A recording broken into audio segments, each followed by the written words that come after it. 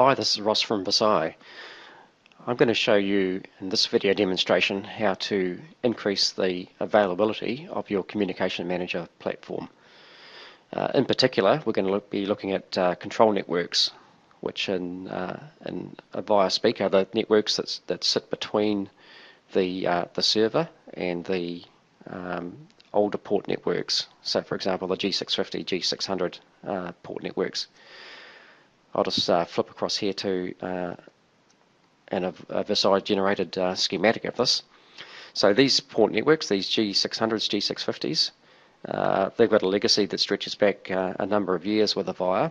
Now they used to have either the processor embedded within this architecture or they were connected by dark fiber. When Avaya moved across to industry standard servers, so these guys up here, and connected port networks via IP, via the Ethernet network, there was a big change in architecture. So effectively, these guys never had to deal with any latency or any contention on their networks. They either had the processor sitting in them or they had a dark fiber connecting them across to the main server. But now they're on these control networks, which run across the customer's LAN WAN environment. And of course, they have to deal with all the vagaries of those networks. So these particular reports we've put within Availability Manager.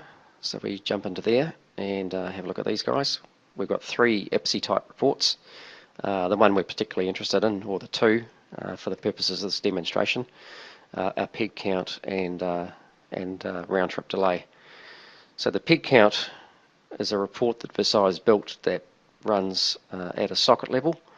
You can see I've selected here the first 16 days in August. The 2 port networks have been detected from our configuration management database. I can select them both and run a report on these guys for that period of time. And you'll see that one of these port networks is LAN connected and one is WAN connected. In this particular example, there's quite a difference in performance of those control networks. Now the first report's populated here now. And we can see this is a nice clean report. So the peg counts are at 0. We've had no issues on this particular port network for that reporting period. I'll now slip across to port network 2. Totally different story. You can see that we've got all these peg counts occurring around the beginning of the month, around the 1st, around the 8th, 9th, and again over here on the 12th. And if we look back at our legend, we're seeing that there is missed heartbeats, and we're missing those heartbeats due to network outages in the region of certainly greater than 300 milliseconds and at times greater than a second.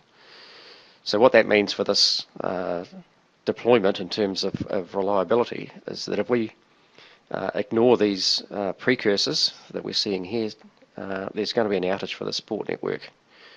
Because if we miss 3 heartbeats in a Avaya architecture, we miss 3 sequential heartbeats on a port network, the port network will restart.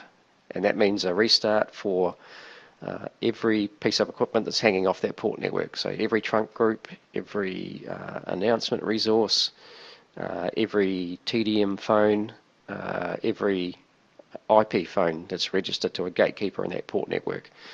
So port network outage can have quite devastating impacts in terms of impact to the business. And what we can do here is through VSM Service Management, we can see these precursors to an outage and we can take some steps to avoid that problem from happening in the first place. So again, I ran a second report there. This is the IPSI round trip delay. You can see that this is port network 1 and it's duplicated. So we've got a couple of different data sets there on our report. And we can see that we're running beneath the Avaya recommendation of 150 milliseconds round trip delay on that network, so we're sitting about 110. If we slip across to now looking at port network 2, entirely different story. So again, around the beginning of the month, the 1st there, the 9th, and again on the 12th, we are exceeding Avaya's recommendation of 150 milliseconds in latency. We're getting big spikes on that network for some reason, so that needs to be looked into.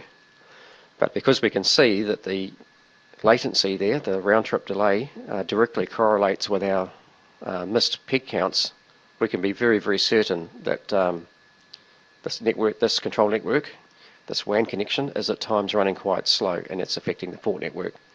So we've got to take steps to resolve that.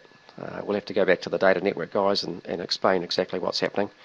The chances are, in this example here, is that there's no quality of service being applied between the IPSIs and the servers sitting back at the main centre across that WAN. Either that or the quality of service tags are being stripped off.